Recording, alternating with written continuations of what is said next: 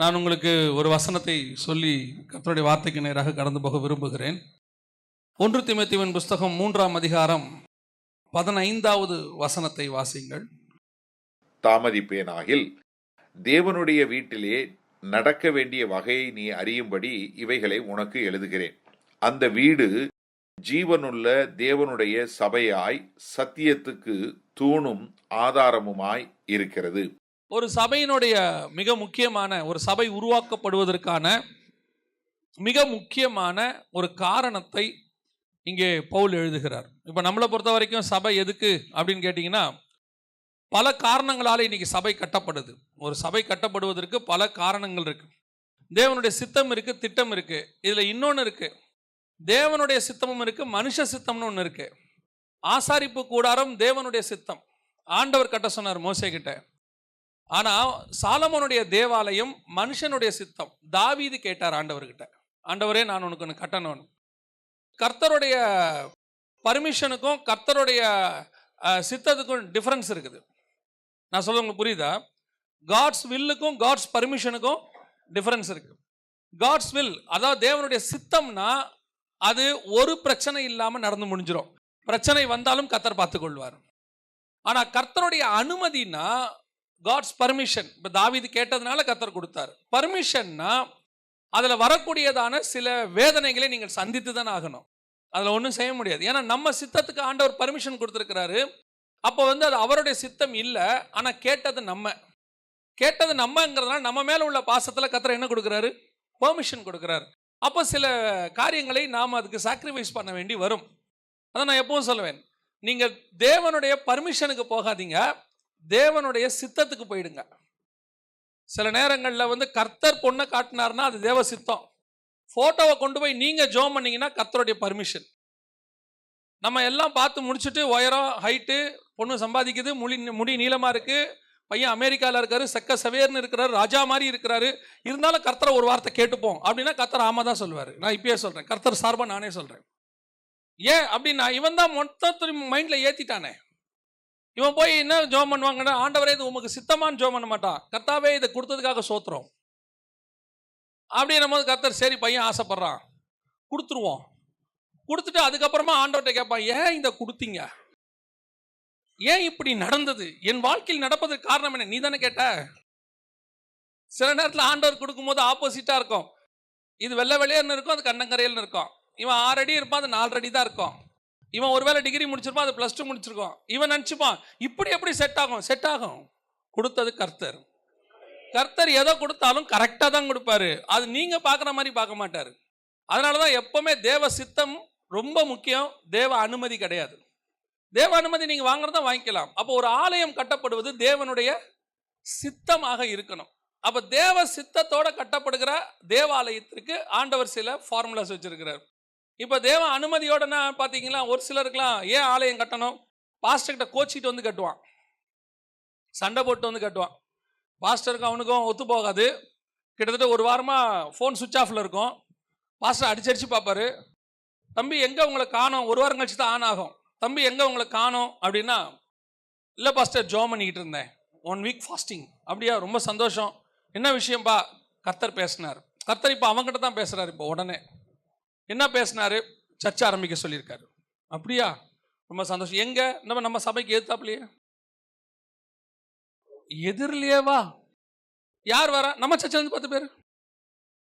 இப்போ பாதி சபை அப்படித்தான் வருது. சண்டை போட்டோம்னா கணக்கேட்டோம்னா உடனே சபை ஆரம்பிச்சிடறான். திட்டக்கூடாதுங்கிறான். தேவனுடைய அனுமதிங்கிறது வேற, தேவனுடைய சித்தம் என்பது வேறு. ஒரு சிலருக்கு சபையை எந்த ஏரியாலேயே பெருசா நம்ம தான் கட்டணும், எல்லாம் லேண்ட்மார்க்கா இருக்கணும், ஆடிட்டோரியம் மாதிரி இருக்கணும், சினிமா தியேட்டர் மாதிரி இருக்கணும். அது கர்த்தர் சொன்னா ஓகே தான், அது தப்பே கிடையாது. அதனால ஆண்டவர்கிட்ட போய் கேட்க முடியுமா, நீங்க இப்படி ஒரு பெரிய சர்ச், ஆண்டவரே 100 கோடி ரூபா கடன் வாங்கி நீங்க சபை கட்ட சொன்னீங்களான்னு ஆண்டவர்கிட்ட கேட்க முடியுமா? ஆண்டவர்கிட்ட, ஏன்னா இப்ப நம்ம தேவ சித்தம்னா கதை முடிஞ்சிச்சு. ஆனால் ஒரு ஆலயம் எதற்காக கொண்டு வரப்படுது, ஒரு இடத்துக்கு ஏன் ஒரு ஆலயம் வருது, ஏன் கொண்டு வராரு அப்படின்னு கேட்டீங்கன்னா, எனக்கு தெரிஞ்சு வேதத்துல, எனக்கு தெரிஞ்சு ஒரு இடத்துல கர்த்தருடைய கோபாக்கினை அதிகமாக இருக்கும் பொழுது, அந்த இடம் அழிப்பதற்கான ஒரு நிலையை அடையும் போது அந்த ஜனங்களை காப்பாற்றுவதற்கு கர்த்தருக்கு இருக்கிற கடைசி சான்ஸ் தான் சபை. ஒரு ஊழியக்காரனை அங்க அனுப்புவார். ஒரு ஊழியக்காரனை அனுப்பி அந்த இடத்துல ஒரு 10 நீதிமான்களை உருவாக்குவார். ஏன்னா ஒரு 10 நீதிமான் உருவாகிட்டானா அந்த இடம் அழிக்கப்படாமல் பாதுகாக்கப்படும். அப்ப அந்த 10 நீதிமான உருவாக்குற இடத்துக்கு அதுக்கு வேலை தான் சபையினுடைய வேலை.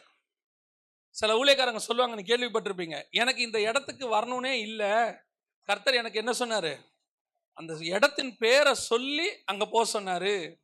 அங்க போய் இப்போ அனனியா கிட்ட சொல்லுவாரு, நேர் தெரு என்கிற தெருவிலே பவுல் என்று ஒருவன் இருக்கிறான், அவனை போய் என்ன செய்ய, அபிஷேகம் பண்ணு அப்படின்னு. நிறைய ஊழியக்காரங்கிட்ட அப்படி சாட்சி இருக்கு. ஆண்டவர் இருக்கிற சபைக்கு பக்கத்திலேயே, இப்போ சென்னையில் ஒரு இடம் இருக்கு, 9 தெரு, அந்த ஏரியாவில் மொத்தம் 13 சர்ச் இருக்கு. 9 தெருல எத்தனை இருக்கு? 13 சர்ச் இருக்கு. ஆண்டவரும் திருப்பி திருப்பி அங்கேயே தான் ஆரம்பிக்க சொல்றாரு. 5.5 லட்சம் கிராமம் இருக்கு, அங்க போக சொல்ல மாட்டேங்கிறாரு. இப்ப எல்லாம் கர்த்தர் கழுதையை கட்டவிழ்க்க சொல்றதே இல்லையா. நீ போய் கழுதைய கிராமத்துல என்ன செய்ய, கட்டவிழ்னு சொல்றதே இல்லை. ஷாப்பிங் மால்ல 2வது ஃப்ளோருக்கு போன்னு தான் சொல்றாரு. இப்ப சொல்றதெல்லாம் அப்படித்தான் இருக்கு. போங்க, 9 தெருவுக்கு 13 சர்ச் இருக்கு. ஆனா எத்தனை கிராமங்கள்ல போனீங்கன்னா சபையே இல்ல. கர்த்தர் இப்ப அதெல்லாம் சொல்றதும் இல்லையாமா இவங்க சொல்றாங்க. அப்போ ஒரு இடத்துல துன்மார்க்கர்கள் நிறைந்து இருக்கும் பொழுது அந்த இடத்தை காப்பாற்றுவதற்கான கடைசி சான்ஸ், கடைசி வேலை என்னன்னா, ஒரு சபை அங்க போகும். ஒரு ஊழியக்காரனை அனுப்புவார்.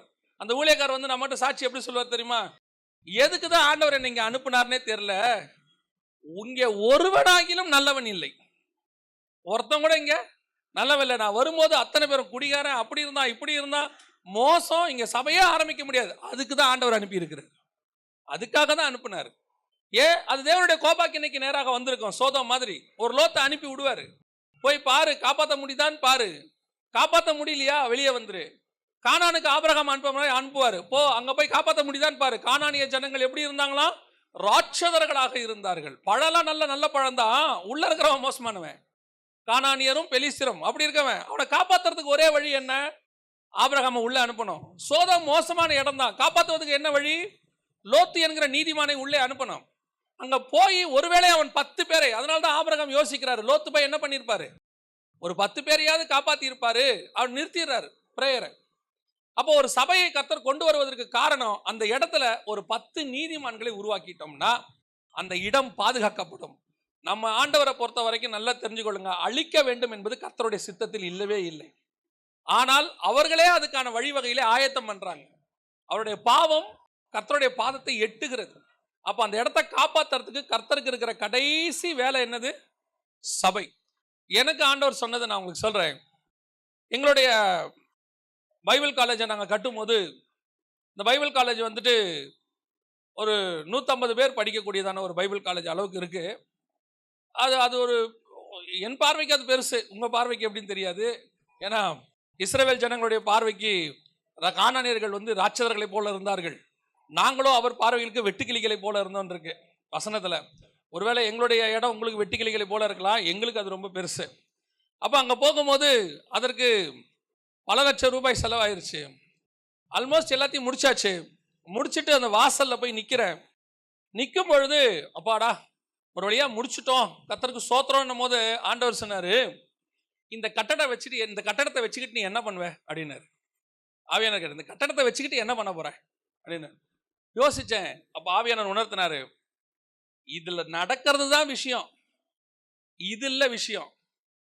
பைபிள் காலேஜை கட்டுறது பெரிய விஷயம் இல்ல, அங்கிருந்து நாம என்ன பண்ண போறோமோ அதுதான் மேட்டர். வெறும் கட்டடத்தை வச்சுக்கிட்டு நம்ம என்ன பண்ண போறோம், வேணா சொல்லிக்கலாம், எனக்கு ஒரு அசட் இருக்கு, எங்களுக்கு ஒரு சொத்து இருக்கு, பெருமையா வேணா பேசிக்கலாம், அதுல ஒண்ணுமே கிடையாது. ஆண்டவர் சொல்றாரு, நீ முடிஞ்சிருச்சு இல்ல, இனிமேல் தான் உன் ஊழியமே என்ன செய்ய போகுது, ஆரம்பிக்க போகுது. இந்த கட்டடம் வெறும் கட்டடம், அவ்வளவுதான். இது உள்ள என்ன பண்ண போறோமோ அதுதான் விஷயம். இப்ப இந்த கட்டடத்தை கட்டுறதுக்கே நாம பாடா கட்டி முடிச்சிட்டோம் அப்படின்னா, இது உள்ள கர்த்தர் ஏதோ செய்ய போறாரு, அதுக்கு இதை ஒரு பிரிமினரி ஒர்க், ஆரம்ப வேலையா ஒரு கட்டடத்தை நமக்கு கொடுத்திருக்கிறாரு. இது உள்ள செய்ய போறதுதான் வேலை. இதுக்கப்புறம் எவ்வளவு ஆத்மா உள்ள வரும், எவ்வளவு பேர் ரட்சிக்கப்பட போறாங்க, எவ்வளவு பேர் ஞானஸ்நானம் எடுக்க போறாங்க, எத்தனை பேர் அபிஷேகம் பெற போறாங்க, எத்தனை பேர் பரலோகத்துக்கு போக போறாங்கன்ற வரைக்கும் இதுல வேலை நடக்கணும். அப்ப இனிமேட்டு தான் என்ன ஆரம்பிக்க போகுது, வேலையே ஆரம்பிக்க போகுது. எதுக்காக சொல்றேன், சீட்ல சாஞ்சி உட்காந்துடக்கூடாது, அப்பாடா ஒரு வழியா வேலை முடிஞ்சு கொஞ்சம் மூச்சு விடலான்னா இனிமேட்டு தான் மூச்சே விடக்கூடாது, இனிமேட்டு தான் வேகமா ஓடணும். ஏன்னா இது இப்போ ஸ்கூல்ல கொண்டு போய் பிள்ளைய சேர்த்த உடனே அப்பாடா பிள்ளைய சேர்த்தாச்சு வேலை முடிஞ்சா, இல்ல இதுக்கப்புறம் தான் படிக்கவே ஆரம்பிக்கணும். சேர்க்கறதுங்கிறது ஒரு ஸ்டார்டிங் வேலை. அதே மாதிரி கட்டடம் கட்டுறது ஒரு ஸ்டார்டிங் வேலை. கட்டடம் அல்ல, கட்டடத்துக்குள் என்ன செய்ய போறோமோ அதுதான் வேலை. இனிமே இந்த சபைக்குள்ள என்ன நடக்க போகுது, எவ்வளவு ஊழியம் நடக்க போகுது, எவ்வளவு ஆத்மாக்கள் ரட்சிக்கப்பட போறாங்களோ அதுதான் வேலை. அப்போ கர்த்தர் நமக்கு இப்படி ஒரு கட்டடத்தை கொடுத்துருக்கிறாரு, இதுக்கு நாம என்ன செய்ய போறோம், இது எப்படி இருக்கணும் அப்படின்னு கேட்டா வசனம் சொல்லுது.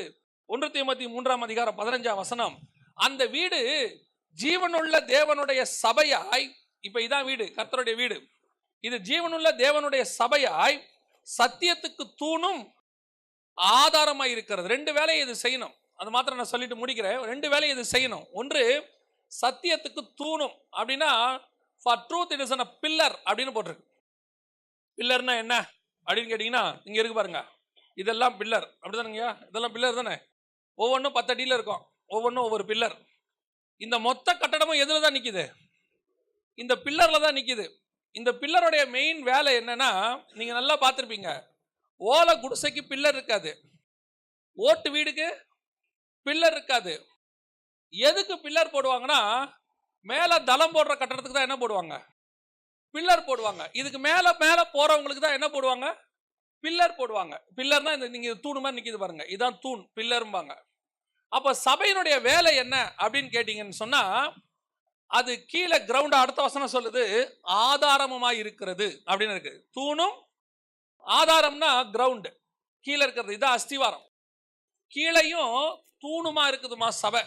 அதோட அர்த்தம் என்ன அப்படின்னு கேட்டீங்கன்னா, கீழே இருக்கிற மக்கள் நீங்களும் நானும், உங்களுக்கும் எனக்கும், மேல இருக்கிறது ஆண்டவர். இந்த 2 பேருக்கும் நடுவுல கனெக்ஷனை உண்டு பண்ணக்கூடியது தான் சபை, தூண். இப்ப மேல இருக்கிற தளத்துக்கும் கீழே இருக்கிறதான இந்த கட்டடத்துக்கும் நடுவுல எது தாங்கி பிடிச்சிட்டு இருக்கு தெரியுமா, இந்த தூணு தான் தாங்கி பிடிச்சிட்டு இருக்கு. இல்லைன்னா மேல இருக்கிறது என்ன செஞ்சிடும், கீழே விழுந்துரும். இந்த மேல இருக்கிறதுக்கும் கீழே இருக்கிறதுக்கும் நடுவுல இருக்கிறதுக்கு தான் பேர் என்னது, தூண். அப்ப சபையினுடைய வேலை மேல இருக்கிற பரலோகத்துக்கும் கீழே இருக்கிற நமக்கும் கனெக்ஷனை உண்டாக்கக்கூடியது, தொடர்பை உண்டாக்கக்கூடியதுதான் சபையினுடைய வேலை. இது தேவனுடைய வீட்டினுடைய வேலை. 28ஆம் அதிகாரம் ஆதியாகமத்தின் புஸ்தகம் 12வது வசனத்தை வாசி. அங்கே அவன் ஒரு சொப்பனம் கண்டான். இதோ ஒரு ஏணி பூமியிலே வைக்கப்பட்டிருந்தது, அதின் நுனி வானத்தை எட்டி இருந்தது, அதிலே தேவதூதர் ஏறுகிறவர்களும் இறங்குகிறவர்களுமாய் இருந்தார்கள். வானத்துக்கும் பூமிக்கும் நடுவுல ஒரு கனெக்ஷனை உண்டாக்கி இருக்குது. எது உண்டாக்கி இருக்கு, ஏணி உண்டாக்கி இருக்குது. கீழே அவன் சொல்றான் இது தேவனுடைய வீடு அப்படிதானே சொல்றான் 18ஆம் வசனத்துல. அதிகாலையிலே யாக்கோபு எழுந்து தன் தலையின் கீழ் வைத்திருந்த கல்லை எடுத்து அதை தூணாக நிறுத்தி அதின் மேல் எண்ணெய் வார்த்து அந்த ஸ்தலத்திற்கு பெத்தேல் என்று பெயரிட்டான். அதற்கு முன்னே அவ்வூருக்கு லூஸ் என்னும் பெயர் இருந்தது. பெத்தேல் என்றால் தேவனுடைய வீடுன்னு அர்த்தம். அவனே ஒரு இடத்துல அதுல சொல்வான், இது தேவனுடைய வீடே அல்லாமல் வேறொன்றும் இல்லை அப்படிதானே இருக்குது. அப்ப தேவனுடைய வீட்டுல என்ன இருக்கும் அப்படின்னு கேட்டீங்கன்னா, வானத்துக்கும் பூமிக்கும் நடுவுல என்ன இருக்கும், ஒரு கனெக்ஷன் இருக்கும். அங்க ஒரு ஏணி இருந்துச்சு. இவருக்கு அந்த சொப்பனத்துக்கு அர்த்தம் தெரியல, சாதாரணமா ஒரு சொப்பனமா பார்த்துட்டாரு. அது ஒரு ஏணி, அவ்வளவுதான். அதுல தேவதூதர்கள் ஏறுகிறதும் இறங்குறதுமாய் இருந்தார்கள். ஆக்சுவலா அந்த ஏணி யார் தெரியுமா, யோவான் எழுதின சுவிசேஷம் 1ஆம் அதிகாரம் கடைசி வசனவாசி. பின்னும் அவர் அவனை நோக்கி, வானம் திறந்திருக்கிறதையும் தேவதூதர்கள் மனுஷகுமாரனிடத்திலிருந்து ஏறுகிறதையும் இறங்குகிறதையும் நீங்கள் இது முதல் காண்பீர்கள் என்று மெய்யாகவே மெய்யாகவே உங்களுக்கு சொல்லுகிறேன் என்றார். நீங்கள் இது முதல் காண்பீர்கள். இப்போ ஏணி மேல யார் ஏறி இறங்குனது, தேவதூதர்கள். இங்க யார் மேல ஏறி இறங்குவாங்க, அப்ப அந்த ஏணி யாரு, மனுஷகுமாரன் இயேசு கிறிஸ்து. அவர்தான் வானத்துக்கும் பூமிக்கும் கனெக்ஷன். அவர்தான் பூமியில இருக்கிற நமக்கு வானத்துக்கு கொண்டு போறதுக்கான வழியை ஏற்படுத்தினவர். அது வரைக்கும் வானத்துக்கு பூமிக்கு என்ன இல்ல, கனெக்ஷன் இல்ல. இந்த வெளிப்பாடு யாருக்கு இல்ல, யாக்கோபுக்கு அது வெறும் தரிசனமாய் இருக்கிறது. அந்த வெளிப்பாடு யாருக்கு இல்ல, யாக்கோபுக்கு இல்ல. யாக்கோபு சொப்பனை மட்டும் பார்க்கிறாரு. அடடா ஒரு ஏணி இருக்குதே, எல்லாரும் ஏறி இறங்குறாங்களே, சொப்பனத்தை பயந்து எழுந்திருச்சு எண்ணெயை வார்த்து அவர் ஆஸ் யூசுவல் வேலை முடிச்சுட்டு போயிட்டாரு. அந்த வெளிப்பாடு இஸ்ரவேலாகிய யாக்கோபுக்கு இல்லை, புறஜாதியரான உங்களுக்கும் எனக்கும் கொடுக்கப்பட்டிருக்கிறது. அது ஆண்டவராகிய இயேசு கிறிஸ்து. ஏன் யாக்கோபுக்கு வெளிப்படுத்தப்பட்டது? அது இஸ்ரவேலிலே தான் ஏனி வரும். இஸ்ரவேல்ல தான் இயேசு வந்தார். அவங்க மூலமா தான் இயேசு கிறிஸ்துவின் வழியாக பரலோகத்திற்கு வழி திறக்கும். அல்லேலூயா. அப்ப இயேசு கிறிஸ்து தான் பரலோகத்திற்கு வழியாக ஏணியாக இருந்தார். இப்ப இந்த இயேசு பரலோகத்துக்கு போயிட்டார்.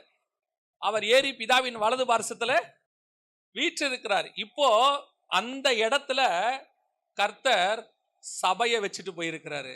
அதான் வசனம் சொல்லுது, சபை தூணுமாக இருக்கிறது. பரலோகத்துக்கு என்னவா இருக்குது? இது தூணுமா இருக்கு. தேவனுடைய வீட்டுல இதான் தூண். இப்ப நீங்களும் நானும் தான் கனெக்ஷன். அப்போ ஒரு சபை விசுவாசியை பரலோகத்துக்கு கூட்டு போறதுக்காக தான் ஏற்படுத்தப்பட்டது. வேற எதுக்காகவும் சர்ச் இல்ல. நல்லா கவனிச்சுக்கொள்ளுங்க. சபை எதுக்குன்னா பரலோகத்துக்கு போறதுக்கு வழி. சபை பணக்காரனாக்குற இடம் இல்லை. சபை உங்களுக்கு வேலை வாங்கி கொடுக்கிற இடம் இல்லை. சபை உங்களை பெரிய அறிவாளியாக்குற இடம் இல்லை. நல்லா தெரிஞ்சுக்கணும், சபை பரலோகத்துக்கு கூட்டிட்டு போற இடம்.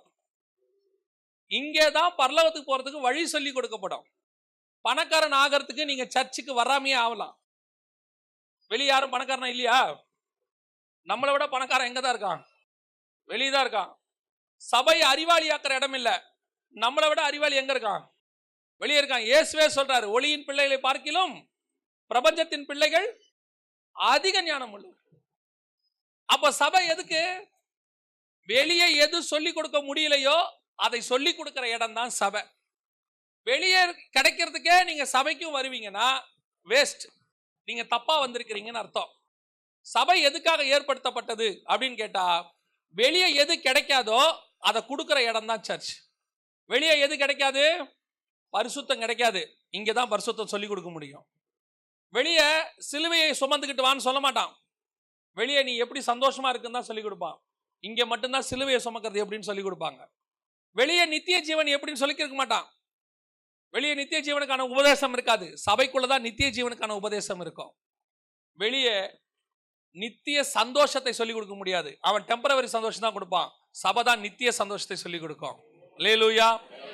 வெளியே நரகத்துக்கு வழிகாட்டுவான். சபை ஒண்ணு மட்டும்தான் பரலோகத்திற்கு வழிகாட்டு. அப்ப இதுக்கு தான் நீங்க சபைக்கு வரணும். இன்னைக்கு சபையோடைய மோட்டிவே மாறிடுச்சு. நியூ டெஸ்ட்மெண்ட்ல, புதிய ஏற்பாட்டுல ஆண்டவர் சபையை உருவாக்குறதுக்கு இதான் நோக்கம். இன்னைக்கு சபை எப்படிப்பட்ட இடமா மாறிடுச்சு? பிளஸிங் சென்டரா மாறிடுச்சு. ஆசீர்வாத ஸ்தலமாய் மாறிடுச்சு. ஆசீர்வாத ஸ்தலமா மாறி உங்களை பணக்காரன் ஆக்குவேன், கோடீஸ்வரன் ஆக்குவேன். ஒரு வீடு இருந்தா 2 வீடு கொடுப்பார், ஒரு கார் இருந்தால் 2 கார் கொடுப்பார். இதெல்லாம் டிவியில வர விளம்பரம் மாதிரி. அவன் கடைக்கு வர வைக்கிறதுக்கு உங்களுக்கு 1000 சொல்லுவாங்க. எங்க இடத்துல செய்கூலி கிடையாது, சேதாரம் கிடையாது. நீங்க இங்க வந்தீங்கன்னா அப்படி அங்க போனா தான் தெரியும். அந்த மாதிரி தான் உங்களுக்கு சொல்றேன். சபைக்கு வேற எதுக்காகவும் இல்ல. கர்த்தர் சபையை பரலோகத்துக்கு போகிற தூணாக வைத்திருக்கிறார். அல்லேலூயா. இது ஆண்டவர் உறுதியும் படுத்துறார். வெளிப்படுத்தின விசேஷத்துல சொல்லும் போது, ஜெயம் கொள்ளுகிறவன் எவனோ அவனை ஆலயத்தின் தூணாக்குவேனுங்கிறார். ஆண்டவரே அந்த வார்த்தையை சொல்றார். அப்போ சபை பரலோகத்துக்கு போகிற இடம். விசுவாசிகளும் நீங்க அதை நினைச்சுதான் இங்க வரணும். ஒவ்வொரு நாள் சபைக்கு வரும்போதும் ஆண்டவர்கிட்ட கேட்கணும், ஆண்டவரே, நாங்கள்லாம் சபைக்கு போகும்போது, நான் முதல்ல ஆண்டவர் ஏற்றுக்கொள்ளும் போது எனக்கு 18 வயசு, காலேஜ் ஃபர்ஸ்ட் இயர்ல தான் ஆண்டவர் ஏற்றுக்கிட்டேன். போகும்போது எங்களுக்கு சொல்லி கொடுத்தது, நாங்கள் விரும்பினது அதுதான். ஆண்டவரே என்னோடு கூட பேசும்னு போவோம். ஆண்டவர் என்னோடு கூட பேசும் அப்படின்னு போவோம். இன்னைக்கு ஆண்டவர் என்ன பேசுறாரு? நாங்களாம் டைரி வச்சிருப்போம். சர்ச்சுக்கு வரும்போது பைபிள் தான் தூக்கிட்டு வரணும். ஏன் ஆப் ஐபேட்ல திட்டுறீங்க?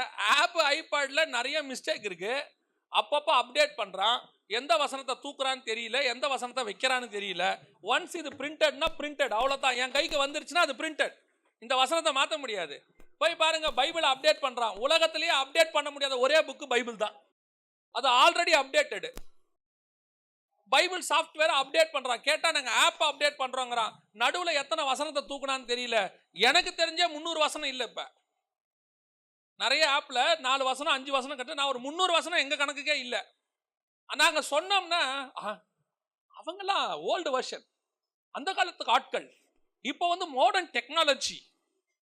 நாங்க மாடர்ன் டெக்னாலஜியை விரும்பாத ஆட்கள்லாம் இல்லை. இப்போ நாங்களுமே மைக்கில் தான் பேசிக்கிட்டு இருக்கோம். நாங்க சுவிசேஷம் சொல்லும்போது மெகாஃபோன் தான். அதனால மைக் வந்தோடனே வெறுக்கிறோமா? இல்ல. எது எதெல்லாம் சபைக்குள்ள தேவையோ அதை அனுமதிக்க வேண்டும். எது தேவையில்லையோ அதை அனுமதிக்க வேண்டிய அவசியம் இல்ல. பாருங்க, சில விஷயங்களை ட்ரெடிஷன்ங்கிற பேர்ல இன்னும் பார்லிமெண்ட்லயே அலோ பண்ண மாட்டேங்கிறான் சபை. உடனே நான் சொல்றேன், எவ்வளவு தூரம் பைபிளை தூக்கிட்டு வர முடியுமோ அவ்வளவு தூரம் பைபிளை தூக்கிட்டு வாங்க. இந்த செல்போன்ல நீங்க படிக்கிறத குற்றமா சொல்ல நினைக்காதீங்க. என்ன இருந்தாலும் செல்போன் வந்து லைட்டு, அது ஒரு வகையான லைட், கண்ணுக்கு கெடுதி.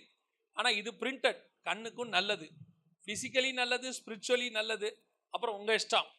எதுக்கு நான் சொல்றேன்னா, இந்த மாதிரி வசனத்தை மாத்துறதுனால சொல்றேன். அப்ப இன்னைக்கு நாம என்ன நினைக்கிறோம்? வரும்போது எங்களுக்கு எழுதி கொடுக்க சொன்னாங்க, உட்காந்து வசனத்தை தியானிக்க சொன்னாங்க. சபைக்கு வரும்போது ஸ்பிரிச்சுவல் ஆக்டிவிட்டிஸ் தான் சொல்லி கொடுத்தாங்க. இப்ப சபைக்கு வரும்போதே உங்களுக்கு என்ன சொல்லி கொடுக்குறாங்க? நிறைய சபையில சொல்றேன், என்ன சொல்லி கொடுக்குறாங்க? என்டர்டைன்மெண்ட். ஒரு ஊழியக்காரனா இருக்கட்டும், ஒரு சபையா இருக்கட்டும், it is the place for transformation, not for entertainment. உங்களை சந்தோஷப்படுத்துவதற்கு சபை இல்லை, உங்களை மறுரூபமாக்குவதற்கு தான் சபை இருக்கிறது. நான் சொல்றது உங்களுக்கு புரியுதா? அப்ப சபையில சந்தோஷம் இல்லையா? உலகத்தில் கிடைக்காத அத்தனை சந்தோஷமும் சபையில தான் இருக்கு. அந்த சந்தோஷம் கிறிஸ்துவினால் உண்டாகிற சந்தோஷம். அதுதான் உங்களுக்கு தேவை. பிசிக்கல் சந்தோஷத்துக்கு இங்க வந்து என்ன பிரயோஜனம்? பிசிக்கல் சந்தோஷத்தை நீங்க அடைஞ்சு என்ன பண்ண போறீங்க? அது ஒரு நாள். இப்ப பாருங்க, குடிக்கிறாங்க, குடிக்கும் போது அவங்களுக்கு என்னவா இருக்கு? சந்தோஷமா இருக்கு. அப்படியே தரைய காலில் இல்லாம மிதக்கிற மாதிரி இருக்குதாமா. அதுக்கப்புறம் தான் தெரியுது அவன் காலும் இல்லை தலையும் இல்லை, எங்கேயோ இருக்கான். அள்ளி போட்டுட்டு வீட்டுக்கு கூட்டிட்டு வராங்க. எந்த ஒரு பாவம் செய்யும் போதும் ஒரு சந்தோஷம் இருக்கதான் செய்யுது. ஒரு நாள் ஒரு வழியா போயிட்டு இருக்கும் போது சிலர் புனித பயணம் போயிட்டு இருந்தாங்க வண்டியில. நல்லா பாட்டு பாடி கை தட்டிக்கிட்டே போனாங்க. அவங்கள பார்க்கும்போது நினைச்சேன், இவர்களுக்கும் இந்த பிரயாணத்துல என்ன இருக்குது? ஒரு சந்தோஷம் இருக்கே. ஜாலியா போயிட்டு வராங்க. ஆனால் போயிட்டு வந்த உடனே அந்த சந்தோஷம் போய் விடுகிறது. நானும் என் தேவனை தேடி திருச்சபைக்கு போகிறேன், ஆனால் திரும்பி வரும்போது என் சந்தோஷம் 2 மடங்காய் மாறுகிறது. அது போகவில்லை. அதுக்காக தான் நான் சர்ச்சுக்கு வரேன். சபைக்கு வரும்போது நான் யாரையும் என்டர்டெயின் பண்ணி அனுப்பக்கூடாது, சந்தோஷப்படுத்தி அனுப்பக்கூடாது. சபைக்கு வரும்போது அவனை டிரான்ஸ்ஃபார்ம் பண்ணி அனுப்பணும். டிரான்ஸ்ஃபார்ம் ஆயிட்டானா, மறுரூபம் ஆயிட்டீங்கன்னா பரலோகத்தினுடைய சந்தோஷம் உங்களுக்கு ஆட்டோமேட்டிக்கா வரும். அந்த வசனத்துக்கு நீங்க அதுக்கப்புறம் தேடி தேடி வருவீங்க. அந்த சந்தோஷத்துக்கு ஆண்டவரை தேடி வருவீங்க. அந்த பரலோகத்தினுடைய சந்தோஷத்தை கொடுக்கிற தூண் தான் சபை. வானத்துல இருந்து உங்களுக்கு கனெக்ஷனை உண்டாக்குற இடம் சபை. ஒவ்வொரு நாளும் சபைக்குள்ள வரும்போது ஒரு நியூ எக்ஸ்பீரியன்ஸ், ஸ்பிரிச்சுவல் எக்ஸ்பீரியன்ஸ் கிடைக்கும். பாருங்க, ஸ்கூலுக்கு நம்ம பிள்ளையை அனுப்புறோம், ஆன்லைன் கிளாஸை விட்டுருங்க. அது மாதிரி வீணா போனது வேற ஒண்ணுமே இல்லை, அதை விட்டுருங்க. ஆன்லைன் கிளாஸ்ல அவன் படிக்கிறானான்னு அவங்களுக்கும் தெரியாது, அவங்க சொல்லி கொடுக்குறாங்களான்னு இவனுக்கும் தெரியாது. இப்போ ஸ்கூலுக்கு அனுப்புறோம். முந்தையெல்லாம் ஸ்கூலுக்கு போயிட்டு வந்த உடனே வீட்டில் அப்பா அம்மா ஒரு கேள்வி கேட்பாங்க. அம்மா கண்டிப்பா அந்த கேள்வி கேட்பாங்க, என்ன சொல்லி கொடுத்தாங்க இன்னைக்கு? கேட்டோமா? எல்கேஜில இருந்து அந்த கேள்வியை கேட்போம், இன்னைக்கு என்ன சொல்லி கொடுத்தாங்க அப்படின்னு. அவன் ஒரு ரைம் சொல்லுவான். மறுநாள் போயிட்டு அடுத்த கேள்வி கேட்பாங்க, இன்னைக்கு என்ன சொல்லி கொடுத்தாங்க. அவன் வேற ரைம் சொல்லுவான். அதே ரைம்ஸை சொன்னா நம்ம என்ன பண்ணுவான்? என்னடா இதே தானே சொல்லி கொடுக்குறாங்க டெய்லி, வேற சொல்லியே கொடுக்கலையா? அப்போ ஒவ்வொரு நாள் நான் ஒரு ஸ்கூலுக்கு போயிட்டு வரும்போதே என்ன எதிர்பார்க்கிறேன்? என் பிள்ளைகிட்ட ஒரு புது விஷயம் இருக்கணும், ஒரு வளர்ச்சி இருக்கணும், அவன் அகாடமிக் சைட்ல வளர்ந்துருக்கணும். அப்படியே வளர வளர அப்புறம் 6வது 7வது 8வது வரும்போது மார்க்கை பார்க்குறாங்க. இந்த ஸ்கூல்ல ஒன்றும் சரியா சொல்லி கொடுக்கல போல, மார்க்கே பையனுக்கு. உடனே அவங்க என்ன பண்றாங்க? டியூஷன் ஃபிக்ஸ் பண்றாங்க. அவங்களோட நோக்கம், என் பையன் என்னவாகணும்? நல்லா முன்னேறணும், இன்னும் கொஞ்சம் டெவலப் ஆகணும். அப்பெல்லாம் 10வதுக்கு என்ன பண்ணுவாங்க தெரியுமா? 10வதுங்கிறது அன்னைக்கு டாக்டர் படிப்பு மாதிரி. நான் சொல்றது 20 வருஷத்துக்கு 30 வருஷத்துக்கு முன்னாடி எஸ்எல்சின்னு சொல்லுவாங்க. டாக்டர் படிப்பு மாதிரி. 10வது படிக்கும் போது இவன் முழிக்கிறானோ இல்லையோ, அப்பாவும் முழிச்சு காப்பி போட்டு உட்காந்துருப்பார் கூட. அது விடுங்க, அது 2 எக்ஸாமா இருக்குதாமா, பாதி பாதி எழுதிக்கலாமாமா, அது ஒன்றும் பிரச்சனை இல்லையாமா நமக்கே சொல்றான். நம்ம 10வது அப்படி எழுதணும். அப்போ அந்த அளவுக்கு அகாடமிக் சைட்ல நம்ம கான்சென்ட்ரேட் பண்ணோம் வளர்ச்சியை. அப்போ ஒரு சபை ஒரு முறை வந்துட்டு நீங்க போகும்பொழுது உங்க ஆவிக்குரிய வாழ்க்கையில என்ன இருக்கணும்? ஒரு வளர்ச்சி இருக்கணும். ஒரு நாள் கூட நீ சர்ச்சுக்கு வந்துட்டு சும்மா போகக்கூடாது. சபைங்கிறது ஒரு ட்ரெடிஷன் பிளேஸ் கிடையாது. ஏதோ சபைங்கிறது ஞாயிற்றுக்கிழமையில நான் அட்டன் பண்ணிட்டு போற ஒரு ப்ரோக்ராம் கிடையாது. சபைங்கிறது எது கல்யாணத்துக்காகவும் என்னுடைய கல்றைக்காகவும் உருவாக்கப்பட்ட இடம் கிடையாது. ஏன்டா சர்ச்சில் மெம்பரா இருக்க? இல்ல எங்க அம்மா சொல்லியிருக்கிறாங்க அங்க போனதான் கல்யாணம் ஆகும். அம்மாவும் சொல்லுவாங்க பாஸ்டர் கிட்ட, எப்படியாவது என் பையனுக்கு சர்ச்சில் வச்சு ஒரு கல்யாணம் பண்ணிருங்க. அவன் எதையாவது போய் எங்கேயாவது இழுத்துட்டு வருவான், கூட்டிட்டு வரும். அது ஒன்னுத்துக்கும் ரெண்டும் லாக்கிப்படாது. வந்து சொல்லுவாங்க சர்ச்சில் வச்சு கல்யாணம், சர்ச்சில் வச்சு கல்யாணம் பண்ண மட்டும் பரலோகத்தில் சேர்த்துருவாங்களா? அப்படி இருக்கா? நீங்கள் எப்படி இருந்தாலும் பரவாயில்லை, சபையில மெம்பராக இருந்தால் முன்னுரிமை கொடுத்து 33% இடஒதுக்கீடு கொடுத்து பரலோகத்தில் ரைட்ல உட்கார வைப்பணும் இருக்கா? நீ செய்த கிரியைகளுக்கு தக்கதான பலன் தான் அங்க மேல கிடைக்கும். சர்ச்சில் மெம்பரா இருக்கிறதுனால மட்டும் பரலோகத்தில் கொண்டு போய் ஃபர்ஸ்ட் விட்டுருவாங்க நினைச்சீங்கன்னா தொலைஞ்சிய. சபையினுடைய வேலை உங்களுக்கு கல்யாணம் பண்ணி வைக்கிறதும் கல்றையில கொண்டு போய் சேர்க்கறதும் உங்களுக்கு ஃபங்க்ஷன் நடத்துறதும் இல்லைங்க. மதர்ஸ் டே, இப்போ மதர்ஸ் டே ஃபாதர்ஸ் டே எல்லாம் கொண்டாடுறான் சபைக்குள்ள. அது இல்லை. சபையினுடைய வேலை உன் ஆவிக்குரிய வாழ்க்கையை வளர்த்துவது, உன்னை பரலோகத்துக்கு நேராக ஆயத்தப்படுவது. இயேசு வரப்போறாரு, மறுரூபமாக போறோம், எல்லாம் பேசுறோமே. மறுரூபம்னா என்ன தெரியுமா உங்களுக்கு? உள்ள ஆகணும், இயேசு வரும்போது தானா வெளியும் ஆகும். இவன் நினைச்சுக்கிட்டான் உள்ள ஆகிறோமோ இல்லையோ, இயேசு வரும்போது நம்ம என்ன ஆயிடுவோம்? வெளியே மறுரூபம் ஆயிடுவோம். அப்படிலாம் ஆக முடியாது. உள்ள ஆயிட்டே இருக்கணும். உள்ளான மனுஷன் பரிபூர்ணப்பட்டுக்கிட்டே இருக்கணும். இயேசு வரும்போது வெளியவும் மாறும். சில இடங்கள்ல பாருங்க, இந்த மாதிரிலாம் ஒண்ணுமே பண்ண வேண்டாம். அவங்க ஆராதிக்க ஆரம்பிக்கும் பொழுது அந்த இடம் அப்படியே அபிஷேகத்தினால நிரம்பும். அந்த இடம் இருதயம் உடையும். ஜனங்கள் எல்லாம் கர்த்தருடைய அபிஷேகத்துக்குள்ளே வருவார்கள். காரணம், உள்ள மாறல, வெளியே மாறி இருக்கு. வெளியே விசுவாசி ஆயிட்டோம், உள்ள நமக்கு இன்னும் மாறல, அந்த அபிஷேகம் வரல. அப்ப சபை என்பது என்ன? உள்ளே மாத்துகிற இடம். சபை என்னது? உள்ள மாத்துற இடம். உள்ள மாறணும், உள்ளுக்குள்ள கர்த்தரை பத்தின துதி வரணும், உள்ள பரிசுத்தம் வரணும், உள்ள அபிஷேகம் வரணும். இதுக்காக தான் சபை. இதுக்கு தான் சபை கொண்டாந்துருக்கிறாங்க. சபைக்கு வரும்போது நீங்க எதுக்கு வரணும் தெரியுமா? ஒவ்வொரு நாளும் ஜெபம் பண்ணிட்டு வரணும், ஆண்டவரே நான் ஆவிக்குரிய வாழ்க்கையில இன்னும் அதிகமாய் வளர வேண்டும். நான் வெளியே போயிட்டு வரும்போது வசனத்துல தேர்ச்சி பெற்றவனா இருக்கணும். வசனம் எனக்குள்ள பேசணும். நான் உங்களுக்கு சொல்றேன், இந்த உலகத்துல எதுக்குமே உயிர் கிடையாது, வசனத்துக்கு மட்டும்தான் உயிர் இருக்கு. அதுக்கு மட்டும்தான் உயிர் இருக்கு. அதுக்கு பேரே நித்திய ஜீவ வசனங்கள் உம்மிடத்துல உண்டு.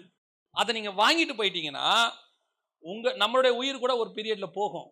அந்த வசனம் வந்துருச்சுன்னா நம்முடைய ஆத்மாவும் நித்திய ஜீவனை சுதந்திரிக்க தொடங்கும். அப்போ அதுக்கு நீங்க வரும்போது உங்களுடைய எதிர்பார்ப்பு எது மேல இருக்கணும்? வசனத்தின் மேல. ஆண்டவரை இன்னைக்கு நான் எப்பவும் எங்க சபைக்கு போகும்போது நினைப்பேன், நான் இதுவரைக்கும் கேட்காத ஒரு வசனத்தை கேட்கணும் ஆண்டவர். இது உள்ள அவ்வளோ பொக்கிஷம் இருக்கு இல்லையா? நம்ம ஹோட்டலுக்கு போகும்போது பார்த்துருக்கீங்களா? பையனை போய் கேட்பாங்க, எல்லாம் குடும்பமாக உட்காந்துருப்போம். பையனை கேட்பாங்க, என்னடா சாப்பிட்ற அப்படின்னு. உடனே பையன் சொல்லுவான், தோசை. உடனே அம்மா சொல்லுவாங்க, வீட்லேயும் என்ன திங்கிற? தோசையும் திங்கிற, இங்கே வந்தால் என்ன செய்ய? ஏதாவது ஒன்று வித்தியாசமாக சாப்பிடு அப்படின்னு. சபைக்கு வரும்போது ஆண்டவர்கிட்ட புதுசான தாட்ஸ் கேட்கணும். நான் இதுவரைக்கும் கேட்காத செய்தியை கேட்கணும் ஆண்டவரை. என் ஆத்மாவை திருப்தியாக்குற மாதிரி இருக்கணும். எப்பவுமே ஒன்று தெரிஞ்சுக்கோங்க, காதுக்கு இனிய பிரசங்கம் கேட்கக்கூடாது, அது வேஸ்ட். இருதயத்தை குத்துற மாதிரி கேட்கணும், அதுதான் நல்லது. நமக்கு காதுக்கு இனியது எங்க போனாலும் கிடைக்குது, ஆனா இருதயத்தை குத்துறது சபைக்குள்ள மட்டும்தான் கிடைக்கும். பசங்களை கூட்டிட்டு நம்ம யார் வீட்டுக்காவது போவோம். போன உடனே நம்ம பையன் எப்படி உட்காந்துருப்பான்? அமைதியா நம்ம கூட உட்காந்துருப்பான். அந்த வீட்டுக்காரர் சொல்லுவாரு, என்ன அமைதியா இருக்கான் பையன், இந்த அப்பாவுக்கு எரியும் உள்ள. யார் இவனா? என் வீட்டுக்கு வந்து பாரியா, அப்பதான் உனக்கு தெரியும் இல்ல. அவர் அதுவும் போறதுக்குள்ள 2-3 தடவை சொல்லுவாரு, பையன் நல்லா சாஃப்டா இருக்கானே, பேசவே மாட்டேங்கிறானே இல்ல. ஆனா அவனுடைய உண்மை யாருக்கு தெரியும்? அப்பாவுக்கு தெரியும். வீட்டுக்கு வந்தோன்னு கேட்பாரு, ஏன்டா இப்படி நடிக்கிறாங்க இல்ல. அந்த மாதிரி ஒரு விசுவாசியோடைய ஆவிக்குரிய நிலைமை என்ன என்பது யாருக்கு தான் தெரியும்? சபையில் உள்ள ஊழியக்காரனுக்கு மட்டும்தான் தெரியும். வெளியே போறதுல விருந்து வீடு. அங்க இருக்கிற ஊழியக்காரங்களுக்குலாம் நீங்க ரொம்ப நல்லவங்க, ஆனா உங்களுக்கு அப்படி சொல்றதுக்கு ஒரே ஒரு இடம் இருக்குன்னா அது திருச்சபை மட்டும்தான். இங்க இருக்கிற ஊழியக்காரங்க தான் அதை சொல்ல முடியும். நீ யாரு என்னங்கிறது யாருக்கு தான் தெரியும். இப்ப நான் சொல்றேன், அந்த பிரதரும் சிஸ்டரும் ஃபேமிலியா ரொம்ப நல்லா இருக்கிறாங்களே, ரொம்ப அன்பா இருக்காங்களே, என்ன பாஸ் சொல்வாரு, அவங்கள பத்தி உங்களுக்கு தெரியாது. நீங்க அவனுக்கு கொடுக்குற குடைச்சல் என்னன்னு எனக்கு தான் தெரியும். அது உண்மை. பாருங்க, நாம அதான் சொல்லுவேன், முந்தியெல்லாம் ஆவியானவர் பேசும்போது விசுவாசி எப்படி எடுத்துக்கிச்சு அப்படின்னா, ஆவியானவர் என்னோடு கூட பேசுகிறார். அப்படி எடுத்துக்கிட்டாங்க. இப்ப நாங்க போய் ஆவியானவரே பேசினாலும் விசுவாசி என்ன சொல்லுதுன்னா, பாஸ்டர் என்னையே குறி வச்சு தாக்குறாரு, பாஸ்டருக்கு என்ன கண்டாலே பிடிக்கல, எங்க குடும்பத்தையே பிடிக்கல. ஏன் உங்களை பிடிக்கலாம என்ன ஆக போகுது? இருக்கிறதே 10 பேர், அதுல 4 பேரை பிடிக்காம நாங்க என்ன பண்ண போறோம் சொல்லுங்க? எங்களையே குறி வச்சு தாக்குறாரு.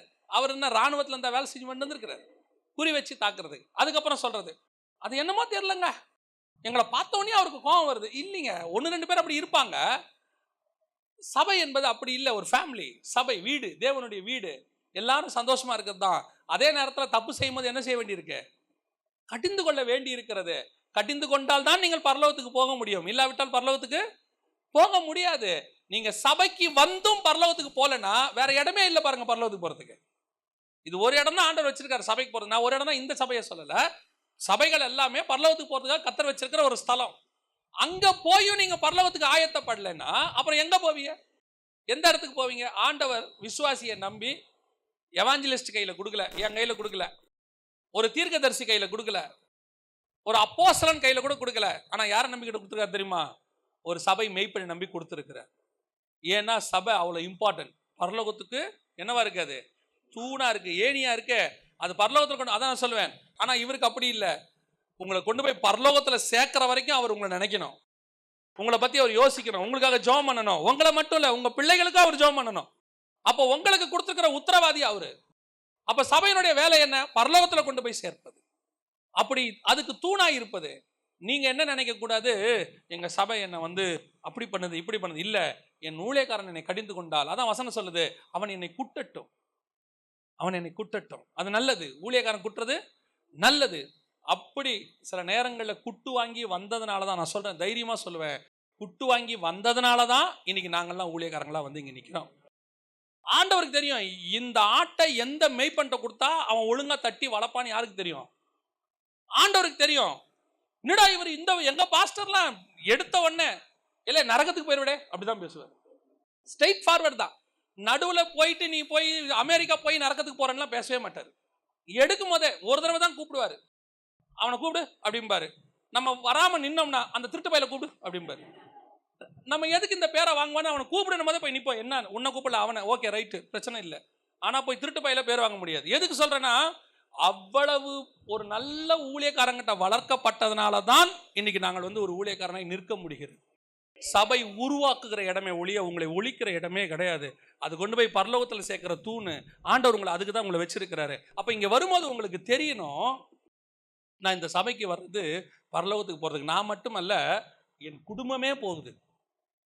நோவா தன் குடும்பத்தை ரட்சிக்கும்படி ஒரு பேழையை உண்டு பண்ணினான். நான் மட்டும் பேழைக்குள்ள போல என் குடும்பமே ரட்சிக்கப்பட போகுது. இப்போ இங்கே இருக்கிற உங்க ஒவ்வொருத்தருக்கும் தெரியணும், என் சபை என்னை பரலோகத்துக்கு கொண்டு போவதுக்காக கர்த்தர் வைத்த சபை. அப்போ இந்த சபைக்குள்ள நான் ஒரே ஒரு காரியத்தை சொல்லி முடிக்கிறேன். இந்த சபைக்குள்ள ஒருத்தன் காலை வச்சுட்டு அவன் நரகத்துக்குள்ள காலை வைக்கவே கூடாது. சபைக்குள்ள காலை வச்சுட்டானா அவன் பரலோகத்துக்கு தான் வரணும். ஏன்னா ஒரு ஸ்கூல்காரன் கன்ஃபர்மேஷன் கொடுக்குறாங்க, என் ஸ்கூலுக்கு வந்தா 100% பாஸ். ஒரு ஸ்கூல்ல சொல்றான் 100% பாஸ். என் ஸ்கூல்ல என்ன கிடையாது, ஃபெயில்னு ஒருத்தன் கிடையவே கிடையாது.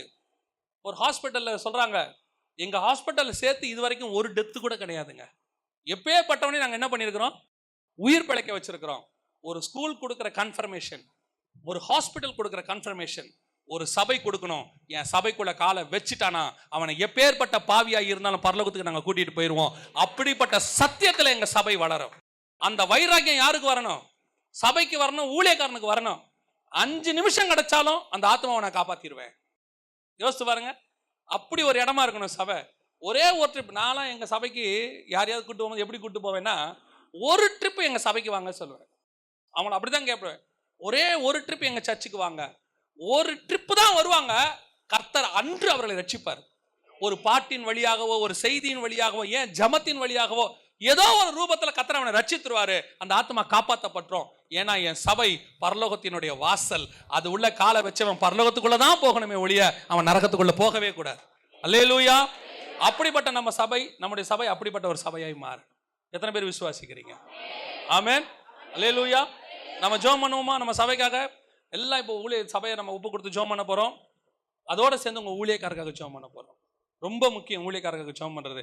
ஏன்னா உங்களுக்காக ஆண்டவர் கொடுத்திருக்கிற ஒரு ஊழியக்காரன், உங்களுக்காக இரவும் பகலும் தேவ சமூகத்தில் நிற்கிறவர். உங்களுக்கு குழந்தை பிறந்தாலும் யார் தான் வரணும்? அவர் தான் வரணும். வீட்டில் ஒரு கெட்டது நடந்தாலும் யார் தான் வரணும்? ஒரு நல்லது நடந்தாலும் அவர் தான் வரணும். ஒரு சந்தோஷமா இருந்தாலும் அவர் தான் வரணும். எல்லாத்துக்கும் யார் தான் வந்து ஃபர்ஸ்ட் நிற்கணும்? அவர் தான் நிற்கணும். அவர் தான் உங்களுக்கான ஜாமக்காரன், உத்தரவாதி. இப்போ நீங்கள் எல்லாம் யாருக்காக உண்மையாக ஜெபம் பண்ணணும்? உங்கள் ஊழியக்காரங்க அவர் குடும்பத்துக்காக ஜெபம் பண்ணணும். இன்னைக்கு மட்டும் இல்லை, உங்களுடைய ஒவ்வொரு குடும்ப ஜெபத்திலும் எங்கள் ஊழியக்காரை ஆசீர்வதியும் ஆண்டவரேன்னு ஒரு ப்ரேயர் ரெக்வெஸ்ட் அதில் கண்டிப்பாக இருக்கணும். நீங்கள் ஒவ்வொரு முறை வரும்போதும் என் சபையில் நான் கேட்காத சத்தியத்தை கேட்கணும் ஆண்டவரேன்னு ஜெபம் பண்ணணும். ஜெபம் பண்ணலாமா எல்லாரும்? இது சத்தியத்துக்கு தூணுமான ஆதாரமான சபை. என்னுடைய சபை அப்படிப்பட்ட ஒரு சபையா மாறணும் ஆண்டவரே.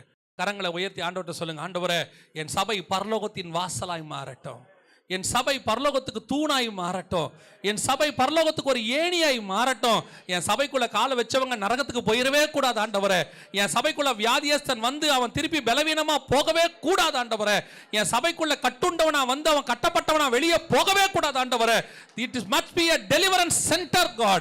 இது ஒரு விடுதலை மையமாய் மாறணும். பாவத்தில் இருக்கிறவனுக்கு விடுதலை, நோயில் இருக்கிறவனுக்கு விடுதலை, பிசாசினால் பிடிக்கப்பட்டவனுக்கு விடுதலை, டிப்ரெஷன்ல இருக்கிறவனுக்கு விடுதலை, அத்தனை பேரையும் விடுவிக்கிற ஸ்தலமாய் இது மாறட்டும் தகப்பனே. சத்தியத்தை அறிவீர்கள், சத்தியம் உங்களை விடுதலையாக்கும் என்று சொல்லப்பட்டபடி ஆண்டவரே இது சத்தியத்தினால் விடுதலையாக்குற ஒரு ஸ்தலமாய் மாறட்டும். இங்க இருக்கிற ஒவ்வொருத்தரும் அப்படிப்பட்ட விசுவாசிகளாய் மாறட்டும். விசுவாசிகளை கரங்களை உயர்த்தி ஆண்டவர்கிட்ட சொல்லுங்க, எங்க சபை அப்படி மாறட்டும் ஆண்டவரே. எங்க சபை ஒரு டெலிவரன்ஸ் சென்டராக மாறட்டும் கர்த்தாவே. இந்த சபை சத்தியத்துக்கு எந்த பக்கத்துல எங்க தேடினாலும் எங்க சபை தான் ஃபர்ஸ்ட் வந்து நிக்கணும் ஆண்டவரே. சத்தியத்துக்கு தூணும் ஆதாரமான சபையை என் சபை மாறுவதா இயேசுவின் நாமத்தில் பிதாவே.